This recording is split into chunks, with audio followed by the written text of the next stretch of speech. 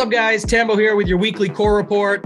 This last week was our biggest ever for our members, including 2 more millionaires. NFL was our biggest cash cow last week, highlighted by some great calls across all of our content, including JT Hayes being all over the 49ers game script on Sunday. I think Todd Bowles is a terrible head coach, and I think they'll come in with a terrible game plan in this game, and I think they could get wiped. I think it means a lot of touches for Christian McCaffrey, so if you simply pivot from Henry to McCaffrey, that's a huge ownership discount. Our cores and player pools were littered with the highest scoring players on the slate. Our members were in sync with our content, and the leaderboards proved it. JDub115 hit for 7K. Sammy Davis Jr. hit for 10K. OG member Brittany turned $75 into 11K. Jay Ree won 30K. CSP246 shipped 40K.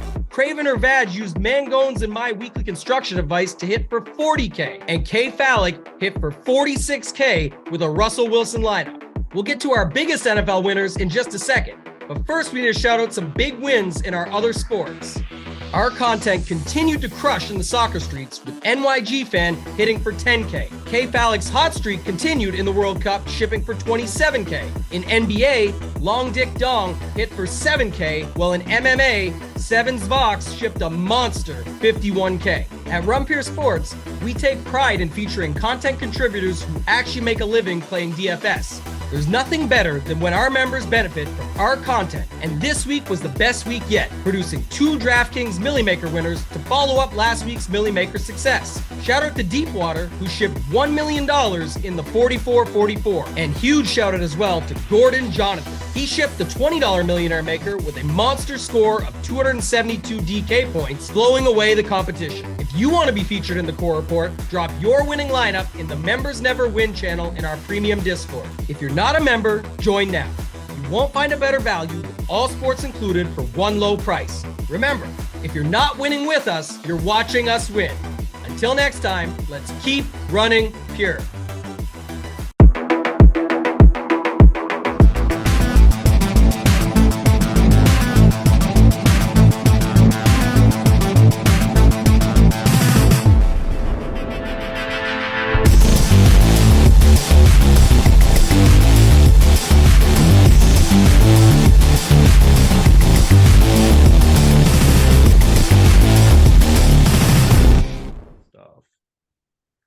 What's going on, everyone? Welcome to the Rumpier Sports NBA Hardwood show, and we have our normal Friday crew, and everyone's in their normal home base today, which is its first time in a while. JT was disappeared into the ocean on us 3 Fridays ago. Randone was the infamous show in Miami chugging the wine, and then was that Monday or was that last week when you were in the San Antonio hotel room, JT, with the granny workbench behind you? Is that Monday? I can't remember. Yeah, that was a Monday show. It's been a long week. Yeah. So that was a good one. But we have about 10 NBA games tonight. So full slate, a lot of options.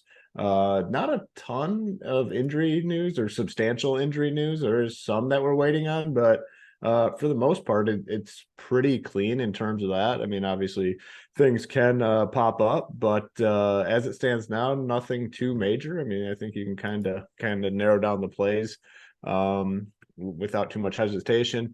But I'll bring in my guys. Big weekend for our guy Sedom, his Argentinian soccer team in the what is it called? The finals? Do they call it the finals in the World Cup championship game? Big week for Sedom. What's going on, man? Man, the tone in your voice, I could just tell, it just kills you to have to talk about soccer for a second. I always serve it up for you, though, because I know you're passionate about it. So I'm excited, man. I was telling Hoop before the show, it's 7 a.m. on the West Coast for the game, so I'm gonna hit the gym at like 5 because I know it's gonna be a drinking type of morning, and then gonna hit up one of those Argentinian pre parties downtown and get rowdy with a lot of Spanish people for a couple hours. So I expect big things, even though France is good, man. So I really can't expect too much out of this. Hopefully we just get the dub. What's the spread there for the game? Damn, that's actually a good question. I was trying to look it up before, but I didn't have time. We'll get that information here at some point. JT, are you going to be tuning into the World Cup soccer game, or are you going to be a real man on Sunday and watch NFL with like I'll be doing? Yeah, well, I'll be here at the YouTube channel Off the Chalk Show at 8:45. So I guess it doesn't start till 10. So yeah, I'm gonna go with no.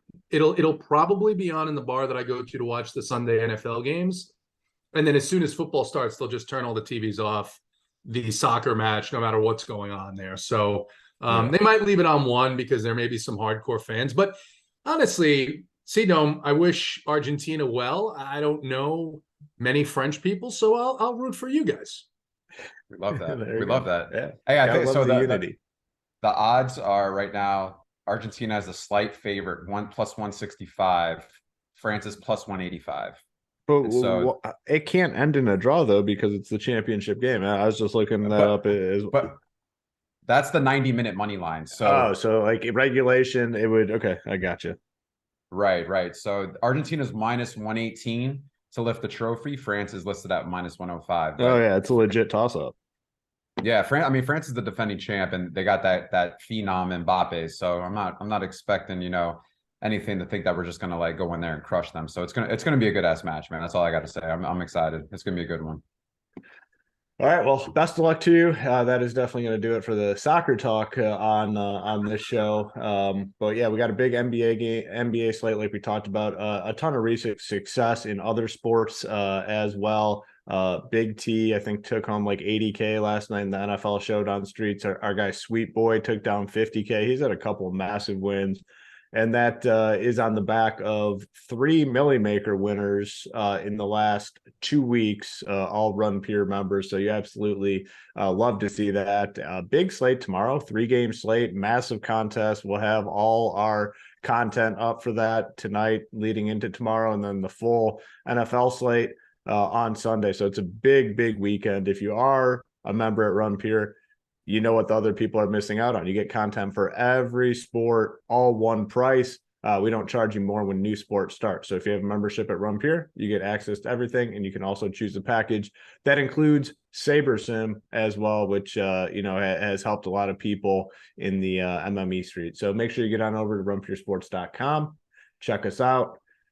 We need some likes. You know the drill here. On Fridays, you get not only the Rich Parents Play of the Day, not only the Eiffel Tower Play of the Day, but now the Carbonated Wine / Disciples Play of the Day. So that's the trio you don't want to miss out on, and we need likes to get those plays. So make sure you hit the like button and also subscribe button as we go throughout the show.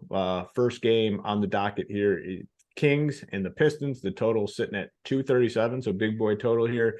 Kings favored by 5.5 because, well, the Pistons aren't very good in terms of fantasy options in this game. On the Kings side, not a ton standing out. I mean, I like Sabonis as a player, but I don't think I'm paying 9.6 for him on the slate. De'Aaron Fox, I think, is somewhat interesting at 8.1K coming off a big game, 41 minutes, 53 fantasy points. You definitely like that if you're paying an 8K price tag. So he's 8.1. I'm good with him. Pistons side, I don't mind Jaden Ivey. I think he has a good price tag at 5.1. Bogdanovich 6.6. So really like Fox, Ivy, Bogdanovich are the three that I'm kind of looking at in this game. Cedom, what do you got here in this one? Yeah, I mean, from a ownership standpoint, I thought that this game would get a little bit more ownership essentially, but from what I'm seeing, there's really nothing. But the two guys that do show up the most, Sabonis and Fox, I think. Fox right now at the point guard position, and given his price point, I really do like his projection. The thing is does this game stay competitively close? That's one thing that really, first thing I want to ask myself. But outside of that, I mean, if Sabonis can just stay out of foul trouble and just, be down there, I think he could really dominate this game, to be honest with you. So, and the guy's been on a tear. If you look at like his last 5 games, double-digit shots are going up. He's really efficient around the rim. And double monsters, this guy. So, at the end of the day, like, I don't mind these 2 plays whatsoever. But then when you look at other plays, does the price point kind of match up with the other value that's going to be available on this slate? I'm not too sure, but I will say, Jaden Ivey's price at 5,100, it's come down a lot. I mean, not too long ago, we were paying 7K for this guy. Now I will say though, the only thing is he's not playing the heavy 30+ minutes that we were seeing. And also, if you look at how the Pistons play, there's guys on there like Alec Burks, who's taken away from him as far as scoring is concerned, and then Killian Hayes as well. And so, for me, looking at kind of how the offense has been lately, even with Cade Cunningham out, I thought originally like he would get a huge bump in regards to usage, but believe it or not, since Cade Cunningham's injury, it's actually gone down. So, but 5,100, for a guy that could potentially get there, I just need him to play 30+ minutes though, because I just don't think if he plays under this 28 minutes like he has been on average 5 out of the last 6 games, it doesn't scream, anything to me. So, but outside of that, I think you can look at Isaiah Stewart. I don't mind him whatsoever. I talked about Alec Burks. He's dual eligible. For him, he's been efficient. And to be honest with you, he has enough raw scoring ability that if he does get a little bit of rebounds and assists and he's, making his shots and he's taking shots from 3, I don't mind him either. So he's 4,800. I think that's a guy that you got to look at from like a GBP perspective. If you're multi-entering and you need someone to fit in maybe like the shooting guard position, don't mind that as well. And then Bojan Bogdanovic does have a great projection for his price point at 6,600. But currently right now, the field doesn't want to pay for that for some reason. There's really not much ownership. Yeah. He's projected to be less than 2%. So maybe that is a sneaky play. And if it does stay competitive and he does play his heavy minutes, for me, Bojan, if he's 6,600, he's projected to get 32, 33 fantasy points. He plays 35+ minutes like he's capable of doing. He's volatile, but if he's scoring, that's what matters. And if he's scoring, then I don't mind it at 6,600. So that's a nice GBP play. He's had some big boy games this season as well. The nice thing when you look at the game log, 19 shots last game, 22 the night before. So he's chucking the ball, 36 fantasy points and 51 fantasy points. People just typically don't play him, but he's a guy I've been kind of mixing in my lineups throughout the season. JT, thoughts here on Kings Pistons? Yeah, I mean, to the point that Randone made, very interesting under-owned game stack here on a 10-game slate. You want to do a 2v2 here, but the price stands out to me on De'Aaron Fox. I like that quite a bit. Yeah, Sabonis is tough. He could get 60, but you need him to get 60 at that price point. So I think I'll be a little bit lower on him. One guy that Sacramento continues every year, we say, why is this guy playing 36 minutes? It doesn't matter. 5,300 for Harrison Barnes in this matchup, and he's going to play 35 minutes in a 237 total. So I have some interest in there. And then Bogdanovic on the Detroit side, he's chucking up 20 shots a game. His points, rebounds, and assists prop on DraftKings right now, over 27.5, minus 145, favored to the over. So Bogdanovic is interesting at that ownership. Next game, Hawks, Hornets, 240 total. Hornets favored by 3 in this game, and a lot of fantasy goodness in this one. The Hawks continue to be without John Collins, without Clint Capella, leaving big-time opportunity for some of these other guys. Kongwu will be very, very popular tonight, but a very tough situation to avoid. He's a very, very good fantasy point per minute producer. Now he should get upper 20s in terms of minutes. 4.7 on DK, 5.2 I believe on FanDuel. DeAndre Hunter coming off a big game. He's only 5.1K, played 37 minutes, 38 fantasy points. Really like him. I think Trae Young's in a really good spot. 10K on DK, 9.8 on FanDuel. And then on the Hornet side, LaMelo Ball returned and played 34 minutes right out of the gate, and he's only 8K. To me, he's a little bit too cheap as well. So those are a few pieces that really stand out to me in this game. I really, really like them. I mean, you look at the total, it's sitting at 240, close spread. Got to go to you first, though, JT Hayes. This is your squad. What are you seeing here in this game? Yeah, man, it's interesting because you talked about Okongwu. I'm showing potentially 60% ownership. Can't argue with the spot, right? But he's not 3,800 anymore. And we've seen him get starts, get a pretty good track record here of getting the start and really just being average for this price tag, right? For 4,700. Like I said, it's not 3,800. He could get 45 in this matchup. There's no question. But his limit, about 28 minutes.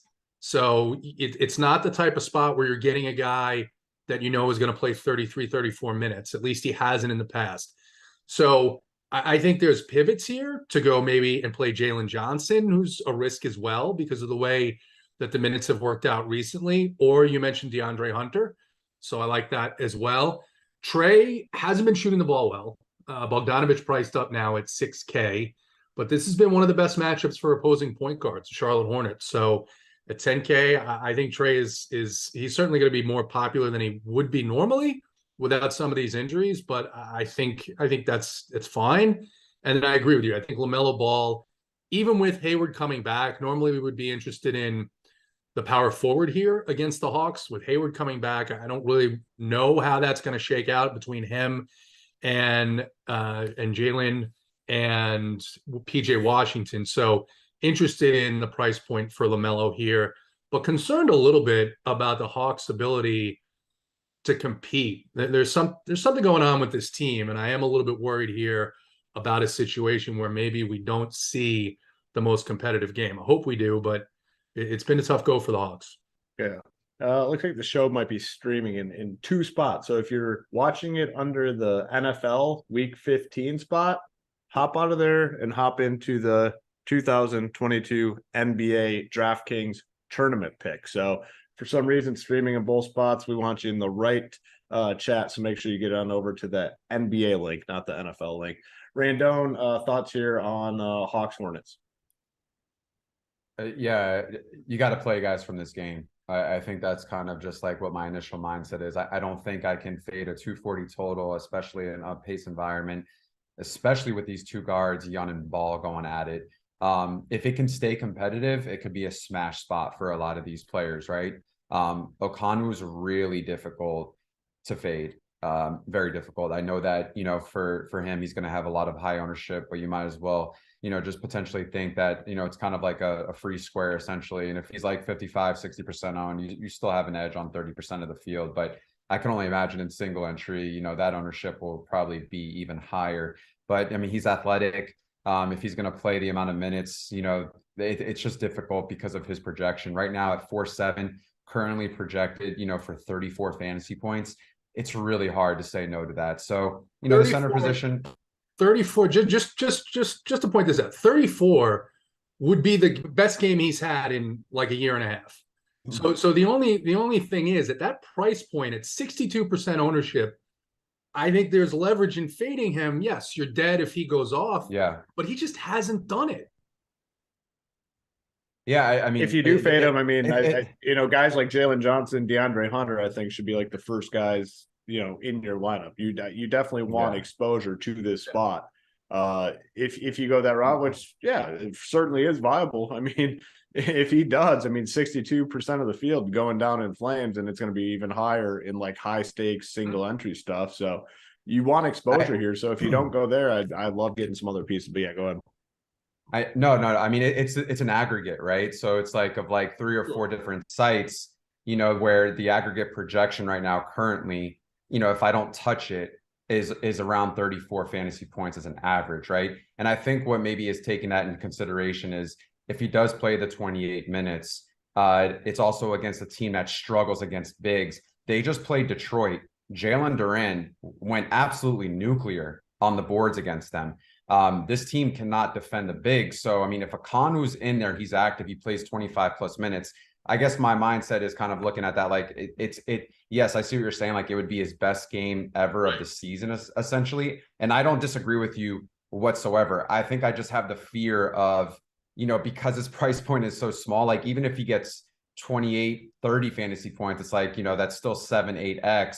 I have to be okay with that. But to the same on the other side of the contrary, playing devil's advocate, you're absolutely right. Like if you think that he can't get there and he has like his normal 16 to 19 fantasy point game, then you obviously have significant leverage. But then, it's just one of those things because that happens sometimes, right? Like everyone hammers this chalk, it doesn't really pan out and there's a better, choice elsewhere. So I see what you're saying. Like I don't mind that take whatsoever as well.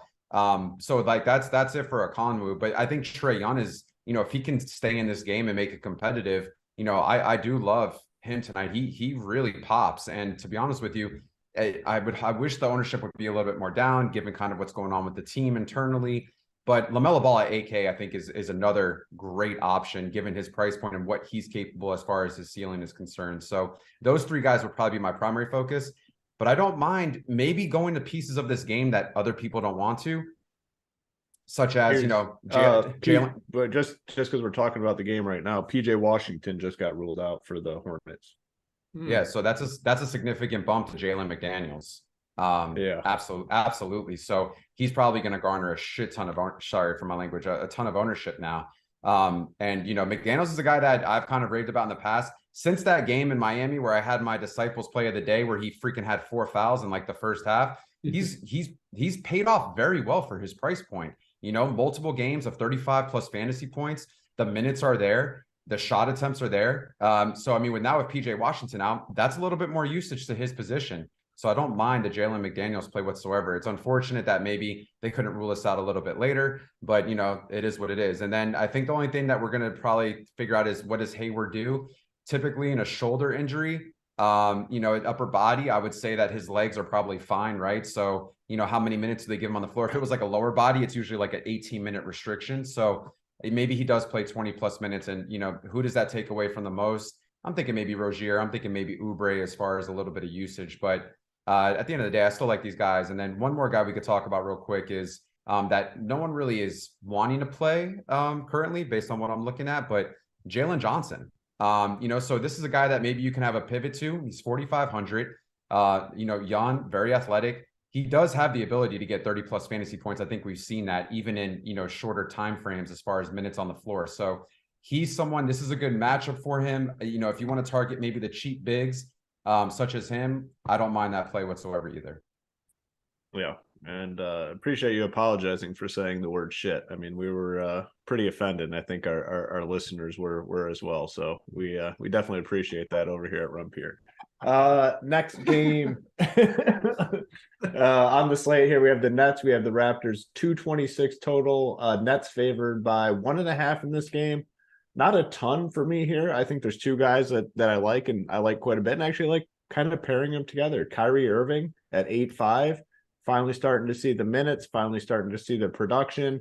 3 straight very productive games, 60, 52, 46 fantasy points, shooting the ball quite a bit, obviously, and then, getting the peripheral. So I actually really like Kyrie, and I like pairing him with my guy, Fred VanVleet, who's coming off a monster 66 fantasy point game, getting back to that floor of like 40, which we've always seen. He plays a ton of minutes.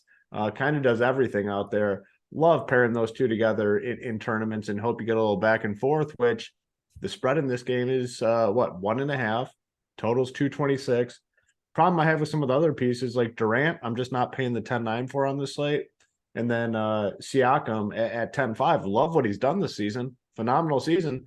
But I'm just not paying that price tag for him on this slate. I like Trae Young a ton more, and Trae Young's right in that price range as these guys. So 2 clear plays for me, Kyrie and VanVleet, but that's about it. C-Dome, thoughts here.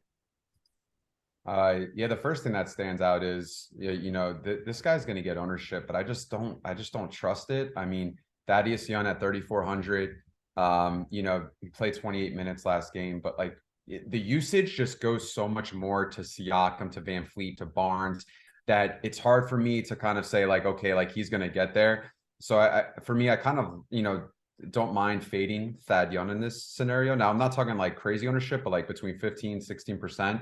And that's enough for me to kind of like shy away from. But I do love the Irving call, right? Like this is a pretty good situation for him. And to be honest with you, his price point, like, he's 8,500. If he's going to continue to stay in this 8K range, like he has that 55, 60 point plus fantasy point ability. And if it stays close, 1 point spread, I don't mind that call whatsoever. I still can't pay that much for Durant. It's just relatively hard given the other options.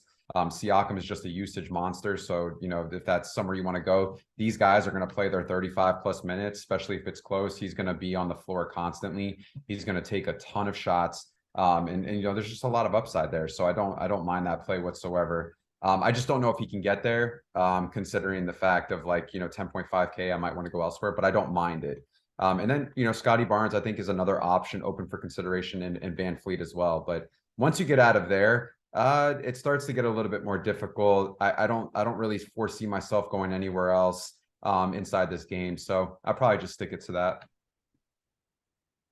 All right, let's take a look at the likes. We've got 425 watching, 165 likes. Then we have 2 streams going, so some people might be watching on the other stream. JT, give the people the number of likes we need to get to the plays of the day, and then your thoughts here on the Nets and the Raptors. Yeah, I think it's 375. 375 tonight. That's where we usually end up on Friday nights as our consensus. And as far as Nets Raptors, I just like these other spots a lot more. We've seen in the way that these two teams have played each other, they've kind of limited the ceilings for the opposing players. So probably going to skip this game altogether. Our poor guy Landa. So I just pulled up the other stream. It has like a NFL tag on the top, and he's in there chatting it up, and no one's responding to him. And he gets to like his 5th post. He's like, "Oh shit!" He's like, "I'm in the wrong one. I'm in the NFL one." Poor guy, but Landa, we appreciate you. He flipped over to the NBA chat. There's still let's see, there's still 31 people watching the NFL stream, and a 1-to-1 ratio though, 31 likes over there. So Okay. yeah, you definitely like that ratio. So we'll have to combine. How about that? We'll combine. We have to get a combined like number of 375. I have both. It'll be like soccer. It'll be like soccer. At the end, when we're about to end the stream, we're gonna add like some more likes just out of nowhere. Yeah. Nobody will know, and then boom. Maybe Cedome can help us out with that, because I've always wondered that too. How the hell do they come up with that number at the end? Oh, we'll just play for 6 more minutes. No answer, right? What? Because it makes no sense. No. Let's just we're at 195 right now. You would have to think 350 is the sweet spot. Yeah. And then 400 is something a little bit more special. So if you want them a little bit more special, you might have to like it 400 times. So let's get there. Yeah, well, we're gonna make a push here. like both streams. Like both streams. That's that's true. Yeah. Let's get over the 1-to-1 ratio. Let's get more likes than viewers on the other streams. So pop in over there, hit the like, then come back over to that. All right, we got a couple down games. I'd say Pacers. Cavs 222.5 total. Cleveland favored by 8. Cleveland's kind of at full strength. They at least have all their main guys. The price tags are all pretty elevated. I won't be going anywhere on the Cleveland side, and they're just a good enough defensive team where I typically don't like having guys against them or picking fantasy guys against them. So this is one of those games that I'll be fading tonight. JT, any interest here? Yeah, I mean, I do like the price on Donovan Mitchell, but and it is a good matchup for shooting guard centers, but I just think overall there's just better spots here in other games. Cedome, any interest here? I like the call on Donovan Mitchell. If it could stay close, then I think he just smashes that projection given his price point. So yeah, I'd love that call. But outside of that, Cleveland being at full strength, it kind of scares me, especially at home. I think they really put Indiana to work here tonight. I don't know if this can really stay competitive just from like a game type atmosphere. But I will say keep a lookout for Kevin Love. He's 3,600, dual eligible, power forward and center. It seems like he's starting to garner ownership as the day goes on. It continues to increase. What does his workload look like? I'm not sure, but I will say he only took 4 shots last game. He went 0 for 4 from the field, to get 9 rebounds. But he needs to, for me, I would like to see him to play 20 plus minutes and maybe get back to like that double-digit shot attempt that we saw earlier in the season. So if that's the case and that can happen tonight, I don't mind that as well. Man, I just had flashbacks of like vintage Kevin Love when he was with the T-Wolves and how fun he was to watch, getting those rebounds, just wailing it down the court, overhead toss. Like no one really plays like he used to play. It was pretty, fun and unique to see, but he's, far gone from those days, which is unfortunate. Magic didn't him and Westbrook play together at UCLA? That's a great question. I don't really follow college, but it sounds like maybe they would have. That's a good question. Maybe someone in the chat has that answer because I don't, unless JT does. Yeah, they did. They did. They did? Okay. Huh. Yeah. Interesting. Damn. Yeah, that would have been fun to see, I'm sure. Magic, Celtics, 225 total. Boston favored by 12.5 in this game. Definitely not playing any Orlando guys. Is some news here we're waiting on. Marcus Smart is listed as questionable if he were to miss. I think a guy like Malcolm Brogdon becomes somewhat interesting.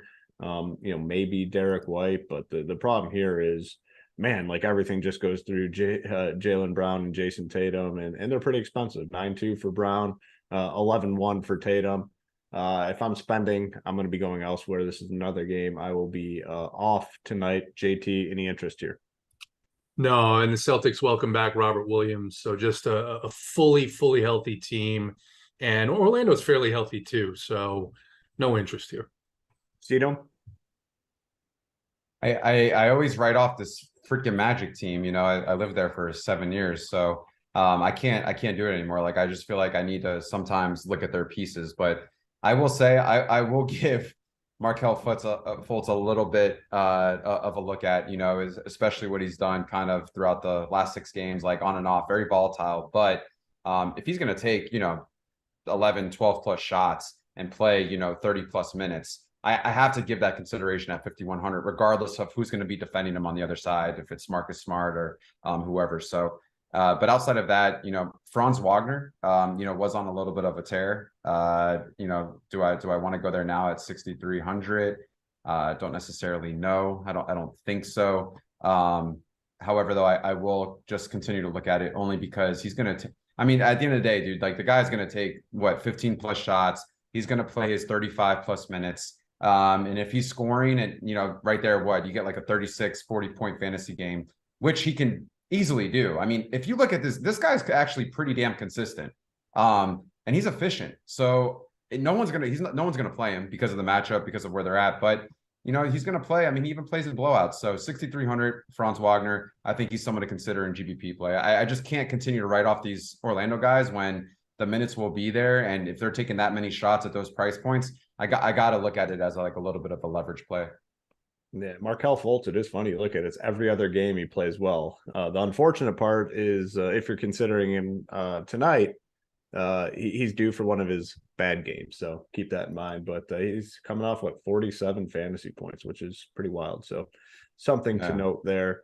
Warriors 76ers total in this one is 221. Philadelphia favored by 10, and that is because Steph Curry is going to be out for a while. Klay Thompson is also listed as questionable in this game. On the 76ers side, I have some interest in James Harden, 9.9K. He's been phenomenal since returning from injury, 57, 57, 62 fantasy points in his last 3 games. And man, the assist numbers are just insane. 12, 16, 15. This is a James Harden I like. This is the Harden I like to watch. This is a Harden that is very friendly for fantasy purposes when he's not necessarily all in on the scoring. So I think he's interesting at 9.9. Should be able to get whatever he wants here in this spot. On the Warriors side, Jordan Poole already in play. DiVincenzo already in play. I should have mentioned Draymond Green's out too. Those guys are already in play. If Klay misses, those guys get a big boost and become priorities. If Klay plays, I think Poole, DiVincenzo still in play. I really just don't have much interest in Klay Thompson at this price tag, 7-1 without Steph. Like he just can't create. So I'll be off Klay regardless of whether or not he's in or not. Kuminga I think's interesting. So certainly some plays here in this one. C-Dome, we'll start with you. Any interest, Warriors 76ers? Yeah, I mean, James Harden's still under 10K. I think you got to take advantage of it. He's dual eligible. His projection exceeds all the other guys at the 9K range. And he's going to be in a great spot tonight, in my opinion. So, but not much, showing up for him as far as ownership. So maybe a little bit of, a stud that we can really consider in multi-entering. But outside of that, if Klay's out, I think I want to give a little bit more of a look at Kuminga. He is 4.9, but I will say though he is someone that can really, have a lot of upside. And he's also dual eligible as well. He is someone who, can crash the boards. He's very athletic. And if you look at kind of what he's done last like 3 or 4 games, double-digit shot attempts. Now with no Curry and also potentially no Thompson, you would think that would open up some more usage and a little bit more opportunity for Kuminga as well. So I don't mind this whatsoever, in regards to GPP play. And then Jordan Poole, obviously, if Thompson's out, I think he's just going to get even more of a significant bump. So I'm willing to pay the 8,200 price tag without Clay. I don't know how much I want with Clay on the floor and Jordan Poole there. And, I'm wondering how many people will go to Dante DiVincenzo still, even though he's had a couple good games, 3 of his last 4, but he's 5,700 now. I don't know if I really want to start paying that price point for DiVincenzo. However, though, looking at 5 to 7% ownership currently. So, but outside of that, I think that's it for where I want to go. How much value really opens up for, the Warriors here? I think it comes down to Kuminga as someone who really stands out. And maybe this might sound horrible, but maybe a little bit of Ty Jerome. He's min price, he's 3K, right? But does he get to play 20 plus minutes, in some degree, with no Curry there, and if there's no Thompson? So it sounds horrible, but if you want to put maybe one lineup 3K, if you feel like this team can't compete either and he gets even more time on the floor, it's just something to consider for like a very high flyer GPP play. Yeah, interesting. JT, any Warriors or 76ers for you? Little bit of a hard time with the prices on Golden State here. It is a 10-game slate. Jordan Poole is not priced like he's going to be a fill-in starter anymore. He's priced as if he's a regular playing 40 minutes. And this isn't the best matchup for opposing guards. So don't love him. Same thing with Clay here. Same thing with DiVincenzo at 5,700. Kuminga, 4,900. I don't know what to expect from him at that price point, right? I mean, the ceiling, I think, is probably low to mid 30s. So it's not a must for me. If he lands in there, I guess it's fine. Agree on the take of Harden. I think, we've seen that they will play. They'll play games close. The 76ers doesn't really matter who they're playing usually. So Harden at that price point is still a pretty good play. And then Tobias Harris at his price, 6,800. I know people usually shy away from them, but you look at what forwards have done against this team, and I think that Tobias is an interesting play. Yeah, I like that call. The price is pretty fair. I can't imagine he's getting any sort of ownership. Nope. Double-digit shots in 5 straight games, playing a ton of minutes, a lot of rebounds. So yeah, that's a good play. I don't think many people coincides with your point of Harden being more of a distributor. Yeah. And getting the ball to others, so you can play them together as well. It's a really good point. Yeah, that's I like that little nugget there. All right, Knicks Bulls 225 total. Bulls favored by 2.5, and I mean the Bulls have been one of the more disappointing teams in the NBA this season in terms of fantasy. DeRozan, I think you can play. I mean, it's not a building block guy for me, but if I land in this range, I'd be fine with DeRozan. Zach LaVine at 7.3, I think is a really good price tag. I do like him quite a bit tonight. High floor, I'd say, and the upside certainly there. Shot the ball 23 times in this matchup the other day.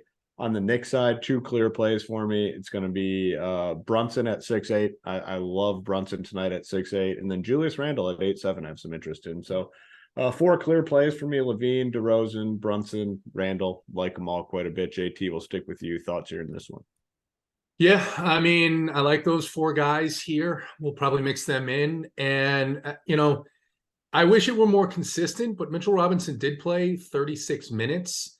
The other night it was against the Chicago Bulls, so perhaps they felt that they needed him on the floor more. Hartenstein is a walking foul when he gets in the game, so that helps him get some more minutes. So 5,200 is a fair price for the matchup. If he's going to get over 30 minutes, I like him a little bit. Whoops, could not hit the unmute button. Cedome, thoughts here, Knicks Bulls.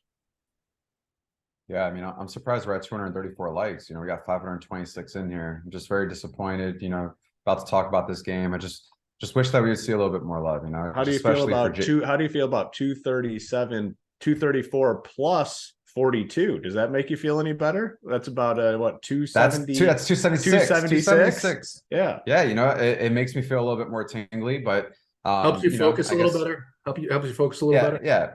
Yeah, helps me focus a little bit better. This game I think is pretty interesting. By the way, is the NBA trying to copy the MLB with double headers and shit? Like, the scheduling thing is so weird where they're doing these like back to backs, so like one night off and then they play same location. Yeah, it is kind of weird. This is like some AAU shit. Like, I don't know, but inflation. Yeah, trying to save money on airfare. Yeah. Travel That's costs, true. yeah, That's true. I didn't even think about that. Maybe they support the new Green Deal and they want to avoid the private jet usage. It's entirely possible with the NBA. Listen with the I wouldn't doubt it, man, especially with these contracts they've been throwing out. So I think Brunson's a great play, 6,800. I can go back to Randall at 8,700 as well. Yeah, it's crazy. Like, a lot of people just don't want to roster these guys, but we just saw this last game against each other. A lot of minutes on the floor there for these guys like Barrett, 6,800. I don't mind him either. And then you have your casual suspects with the bull side, Vucevic, DeRozan, Levine, I think are all in play. I also don't mind Patrick Williams at small forward, power forward eligible. He's 4K. He was just in this matchup as well. Not much ownership going to him, but he did play 40 minutes, man. And prior to that, he's a 30+ minute guy, 5 of his last 6 games. Not really much of a guy that's involved in the offense, but he does it on the defensive side.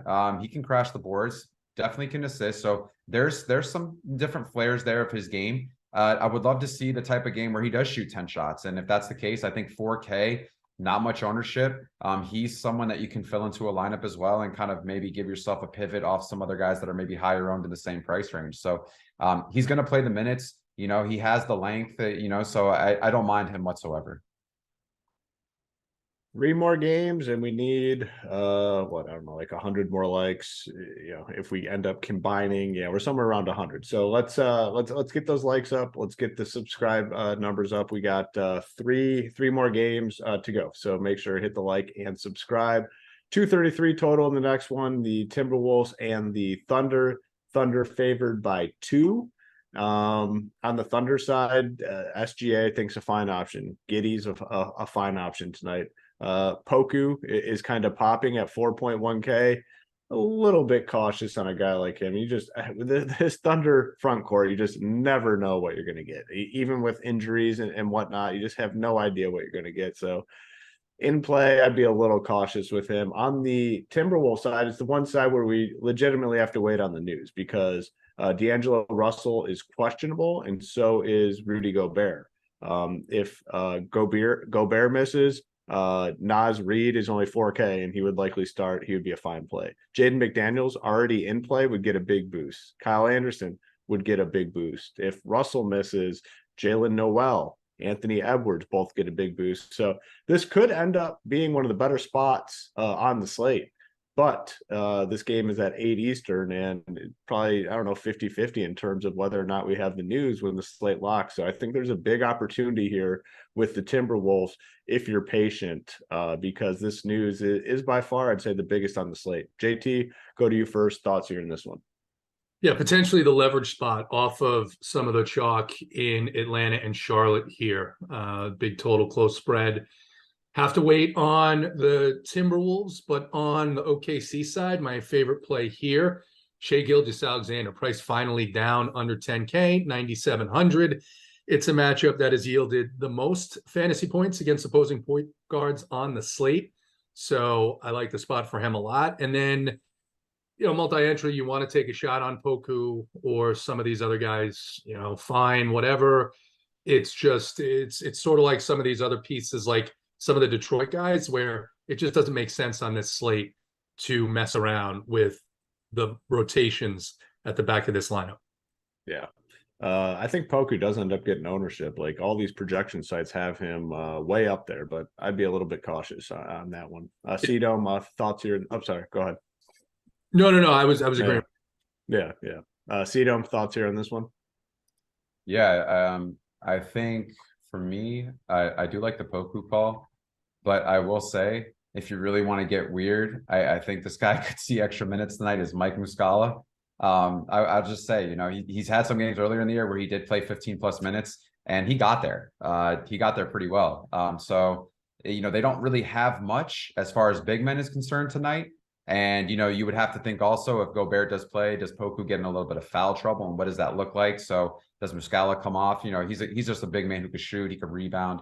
I know it sounds egregious, but he's 3,100. And in this type of game environment, there's not many big men to kind of circulate in the rotation for OKC right now. So could be a little bit of a trouble spot, as far as trying to guard the big man position. I think on the flip side, that kind of speaks volumes to Gobert if he does play. If he does, projection is very, very good given his price point, but not much ownership currently. I don't know if that will change because people are scared of the Q tag, but just something to keep out. But I would think that if Gobert's out, maybe that gives a significant bump to Naz Reid in this situation. So he's 4K. Be on the lookout for that. I guess that's just late minutes news. We'll have to see. And then you have like your casual guys that guys are going to love and have exposure to. Giddey, Jaden McDaniels, Kyle Anderson is getting the most ownership potentially out of this game right now. I don't know how I feel about that, just because, yes, he will have the minutes, but at 5,700, he's going to have to score 30 plus points. And he's volatile. He is volatile. So it really just all comes down to, can he score, and does he distribute the ball? Because he has been doing well as far as facilitating the ball with his assists. So I think that's something that you're just going to have to make a decision on. And I think Jalen Williams is someone interesting. He's going to play 30 plus minutes. Obviously more bodies down for OKC. Does that kind of give him even a little bit more bump? And then I think, you want to look at Jalen Noel, right? I think he's someone that, he's going to shoot double-digit shots. And if that's going in, and if he could facilitate the ball a little bit and plays 25 plus minutes, his 4,600 price tag doesn't look so bad. He's also dual eligible point guard, shooting guard. So, there's a lot of different options here in this game that, you can look at and see if you want to pivot from other games. But there's a lot of double-digit ownership going to a lot of these guys in this game. So just be on the lookout for that as well. See how to, best construct your lineups. Yeah. Definitely the most key spot in terms of injury news here. I mean, it could go from a team that we don't play much of to a team that we're going to play a lot of. So Russell and Gobert still questionable. So it's very important news for this. And I guess there is a chance we get it before lock. I mean, it's 8 Eastern, an hour after lock this game is. So definitely monitor that in the next couple hours or hour and a half. 2 more games. We need more likes. So we got 271 and then a plus 47. That is what is that, like 318 or something, or that could be off, I don't know, somewhere in that range. So we need more likes. That's all it comes down to. We said 375, need to get to that 375 number in order to get the 3 plays of the day. Rich Parents play of the day, Eiffel Tower play of the day, and carbonated wine / disciples play of the day. 3 very important plays there. Trailblazers, Mavericks, 226 total. Dallas favored by 4 in this game, and 2 kind of difficult teams for fantasy. Yes, Damian Lillard on fire, great play. Luka Doncic, phenomenal player, great play if you can get there. Doncic is 12-3. Lillard is 10-3, so big boy price tag there. The rest of the Trailblazers guys, I just cannot play at the current price tags. They just have to come down before I can consider them. So maybe some Lillard. I don't think I'll be able to get there all that much. Luka, he's 12-3. I mean, he's substantially more expensive than a lot of the studs on the slate. Like Trae Young is 10K. I'll just take my chances with Trae tonight over Luka. So honestly, I probably won't have a lot of either of those guys, but Christian Wood is a guy that kind of stands out. A fair price tag on him, 6K. It's the cheapest it's been in a while. Played 35 minutes last game. He's a guy that's capable of going off in limited time. So I do like Christian Wood today as a value, but I'm not going to have too much of this one. C-Dome, thoughts here? Yeah, the industry really loves Christian Wood. Believe it or not, he's getting a lot of ownership at the moment. He's 6K. Obviously, the way the rotation works, he comes off the bench. We need to see a lot from him, though. We haven't seen that 40-point game in over 10 games, if I'm not mistaken. So, we want to see 35, 40 plus fantasy points out of Christian Wood. And, this matchup is a little bit interesting. It's a game where Luka dropped 84 fantasy points on them earlier this season. So outside of, Wood and Doncic, there's really not much anywhere else as far as ownership or really anyone interested. So I think that's it for me on this game. It's pretty cut and dry. It's probably a game that I'll look at those two guys, see if they fit, see if it makes sense, but I don't know about anything else. JT, what do you think here about this one? I just don't know that we can trust that Wood's role here is going to remain consistent, is the only concern. The price is good. The matchup is good. The talent is there. He's still got Jason Kidd as a head coach. So I just worry about that a little bit. I haven't seen any news where, not that you would be able to trust it, that Jason Kidd was saying, hey, this is the way we're going to go moving forward. So, I don't want to set, lineups thinking that I've got this guy locked in and then turn around and they announce starters and it's Dwight Powell again, right? So keep an eye on that, just because Jason Kidd is not someone to trust for DFS purposes. That's a good point. On the other side, I like Jeremy Grant a little bit. Jeremy Grant's been one of the more consistent drivers of this offense, even with Dame in there. Price is down just a little bit, but I think he's one of these lower owned guys that does have 50 fantasy point upside in this matchup, because I think they're always tough on centers. I think they'll look to double Dame and force him to get the ball out of his hands, which he can do, and he does very well in those situations. I think it may open up a spot for a bigger game here from Jeremy Grant. Yeah, another has to be low on play. I mean, I can't imagine a lot of people are going to him on a 10-game slate. So yeah, those little nuggets, the Tobias nugget and the Jeremy Grant, I kind of like what you're thinking. One more game, we need more likes. We're at 296, so it's about 300 plus 50, so about 25 more likes. So 25 more likes will get you guys the 3 plays of the day. So please hit that like and also hit the subscribe button. Nuggets, Lakers, 237.5 total. Denver favored by 1.5 in this game. Should be a good game to watch for sure. In terms of fantasy pieces, Jokic is kind of getting back to the Jokic of last year. 82, 80.5, 60, 71.5 fantasy points in 4 out of his last 5 games.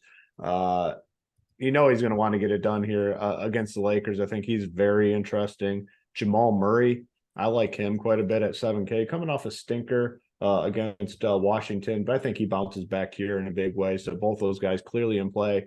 On the Lakers side, LeBron under 10K, 9.8K. Haven't played a ton of LeBron this season, but coming off a big game there against Boston, 63 fantasy points. I have some interest in him.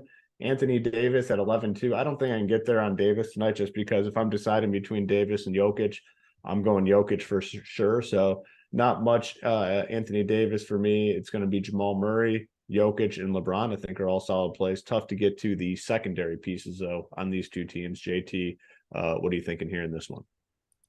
Yeah, I mean, it's pretty much the same for me. I like Jamal Murray here, 7K. Feels underpriced for this matchup. I like LeBron at 9,800, especially if this game, as projects, stays close. I'll easily lean him over AD here. And then the one thing that I was looking at, man, and it looks interesting, and I don't know if I'm going to do it on this slate, but Denver against point guards, 3rd worst on the slate. And we saw a situation last game where Dennis Schroeder started and played 13 minutes.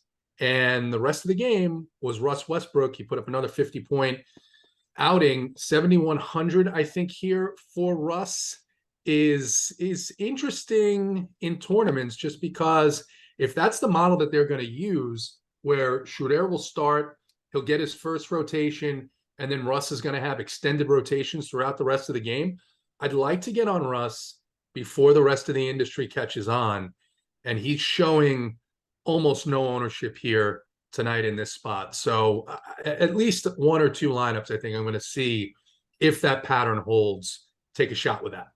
Yeah, like that call. Cedom, any Nuggets or Lakers for you tonight? I mean, JT took it, right out of my hands because of the play of the day for me. My carbonated wine play of the day is in this game, believe it or not. Ooh, okay. Just want to talk about this real quick. JT made a great point about how atrocious this Denver defense is against the point guard position. Dejounte Murray, AJ Griffin, 6 games ago, they both smoked the Nuggets, right? Jose Alvarado dropped 38 points raw scoring against this team 5 games ago. Okay. Luka Doncic, triple-double. It's probably, expected. We're not going to get crazy over that one. Dame Lillard dropped 40 points a few games ago. Nickeil Alexander-Walker, 27 raw points, had like 40 fantasy points against this team.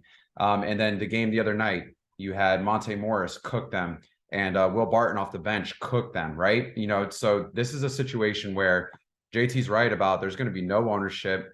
He's probably going to come in. He's going to play the rest of the game. He just has so much upside given the style of player that he is. If he takes those 18, 19 shots and he's rebounding, he has triple-double upside, 7,100, he could easily have a 50-plus fantasy point game tonight. I mean, that's just how electric of a matchup this is. So, Russell Westbrook is my guy tonight. I mean, I'm going to be probably real heavy on him. I mean, I'll do 20 lineups, and I might just go to the bank with him and hope this late night hammer it is what it turns out to be. So Russell Westbrook, I really love a lot given this matchup. LeBron James at 9,800, I think you can kind of consider here in this situation.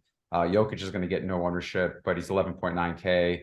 But you know how it is. If you feel like you can fit him in and it makes sense and you think it's an optimal lineup, I don't mind it whatsoever. But anything else in this game, I think I might give Aaron Gordon and Bones Highland a small look to see if I want another piece of this late night hammer. And that's it for me. What sort of ownership is Westbrook getting? Do you have that? Yeah. Under 2%. So he's average. Wow. Okay. Yeah, he's averaging between 1.1 and 1.6% ownership right now. All right. Got 1.2. Wow, that low. Okay, and big. He's coming off a real big game. That's a very interesting play for sure. And then Cito mentioned just one other thing that he mentioned, Aaron Gordon looking like 4% ownership against power forwards, Celtics, not Celtics, Lakers. This is the second best spot on the slate. Mm-hmm. People, man, they're playing with fire here because you got the 315 plus 52, so we're sitting at 367. JT, are we going to give them like extra time here? Are they going to get like that random extra soccer bonus time, or are we calling it quits? What do you think? It's 5:42. It's 5:42. Why don't we do this? It's 5:42, right? Yeah. Stingray, Barnes, Russ, Tobias, Grant. That's right, baby. Yeah. Let's see, 315 on the main. Let's give them. Let's do this. 5:42. We got some time. Let's do Cedome. It looks like you're interested in a game stack here, low on game stack, Lakers, Denver. What's any other game stack hoop that you're interested low on? Then we'll give them a few minutes to get those lights up. Yeah, one game that I kind of like getting pieces of both sides, the Knicks and the Bulls, just because it's pieces that are, for me, easy to identify. Like, I love Jalen Brunson. I like Randall tonight. Then I like Levine and DeRozan, and yeah, maybe even Vucevic. So I have 5 pieces that I can choose from. I don't think any of those 4 will be all that popular. I think Brunson probably will get some ownership at 6-8, but yeah, Knicks Bulls for me, close spread there too. Yeah, I think Murray's an interesting pivot. I think he's going to get the same ownership around as Brunson though, but yeah, especially if Kevin Huerter is out. I think this Detroit-Sacramento game, I do like a 2 or 3 Sacramento side, 2 on the Detroit side. And then if you mix it in with the Lakers and the Nuggets, you're going to have like a, 14% owned lineup. Yeah. Well, Davion Mitchell's out. Yep. So do we see a bump in Malik Monk as far as opportunity on the floor, or does this just add more opportunity for De'Aaron Fox and a couple more minutes? And if that's the case, I mean, at 8,100, he could easily get to 50 fantasy points, in my opinion, if there's just a little bit more time for him on the floor as well, especially defensively. Yeah, go ahead, Hoop. Yeah, I was going to say, yeah, Monk and Fox. I mean, that's a good price tag for Fox coming off that big game. I mean, they're projected to score 121, which is just as high as, I think that might just be the highest on the slate. So, yeah, getting some exposure here, I think makes sense. Yeah, I already like the spot for Fox. So I like it for Monk too. And keep in mind, if Huerter is out, that's like another 12 to 15 shots to go around for that rotation. Yeah. All right. Well, of course, in standard YouTube chat fashion, like they get there in overtime. There was no doubt about that. They're within 10. You know, it's like, man, it's like you have to like push them all the way to the finish line every day. It's never just like, hey, let's blow the RPS crew away and get way over. Let's get 100 over what they asked for. No, it just got to push them and nudge them. But you guys got there, so we'll move on to the plays of the day. I'll go first with the Rich Parents play of the day. Going back to that Hawks Hornets game, I love the game. Give me a LaMelo Ball as the Rich Parents play of the day. He'll have some ownership, obviously, but I'm in on him today. I think he could have a massive game. We'll go back to our normal rotation here. We'll go to C-Dome next with the carbonated wine Disciples play of the day. I think I have a pretty good idea where you're going with this one. Yeah, we talked about it, the late game hammer, a guy who's going to go unknown, but just really has so much upside. He's been really elite in December. The matchup is prime. He's going to be very sneaky in my opinion, but Russell Westbrook, this is a great spot for him. He could easily get to that 50+ point upside, triple double opportunity. So my play of the day is definitely, I'm going with my man, Russell Westbrook. Yeah. Solid low on play there for sure. Lastly, how we typically end our Friday nights, except if C-Dome is hammering wine and cracking us up. That's the only time we're willing to switch the rotation. But the Friday nights for the Run Pure Hardwood show always ends with that flight over to France for the Eiffel Tower play of the day. Who do you got for us, JT? Yeah, I've been on a lot of flights this week. What's one more? My guy Craig Hensley called me out. He said, "Wait a second. How can you say you don't know a lot of people in France? How can we trust the Eiffel Tower play of the day?" It's because we're getting them on the plane and taking them to France. I'm taking people from the US to France tonight. My guy going to France is the lowest owned of the spend up guards. The lowest owned of the spend up guards. He's going to go for 70 tonight. Shai Gilgeous-Alexander, Eiffel Tower play of the day. Love that. Under 10K. What is he? 9.7 on DK. Very solid. Yeah, very solid price tag. Can get some nice runbacks in that game too if that news breaks properly in Minnesota with D'Angelo Russell and Rudy Gobert both listed as questionable. So yeah, plays of the day: LaMelo Ball, Russell Westbrook, Shai Gilgeous-Alexander. That is going to do it for us on the Friday night edition of the NBA Hardwood Show. Good luck to everyone in your contest. Make sure to follow all the NFL content this week and a nice 3-game NFL slate, and then the big boy on Sunday. So good luck to everyone. We'll be back next week. For C-Dome, for JT, I'm Hoop. Good luck in your contest.